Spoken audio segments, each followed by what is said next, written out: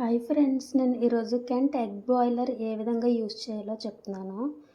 మనకి వచ్చేసి ఇది కిందన ఉన్న ఇందులో చూసారా, ఒక 2 కప్స్ ఈ గ్లాసెస్తో ఒక 2 కప్స్ వాటర్ ఇందులో వేయాలి. వాటర్ వేసిన తర్వాత ఈ ట్రే ఉంది చూసారా, ఈ ట్రే అనేది ఇలా పెట్టుకోవాలి. ఇలా పెట్టుకున్న తర్వాత మొత్తం ఇందులో 1 2 3 4 5 6 7 8 వరకు ఎగ్స్ పడతాయండి. కానీ మనకి జస్ట్ బాయిల్డ్ ఎగ్స్ తినాలన్నా ఇందులో చేసుకోవచ్చు. సో 8 ఎగ్స్ వరకు మ్యాక్సిమం కెపాసిటీ ఉంది. సో నాకైతే ప్రజెంట్ జస్ట్ 2 ఎగ్స్ బాయిల్ చేసుకోవాలి అని అనుకుంటున్నాను.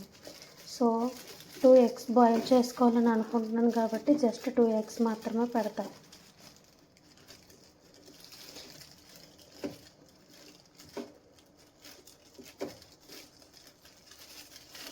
జస్ట్ 2 ఎగ్స్ ఇలా పైన ఒకటి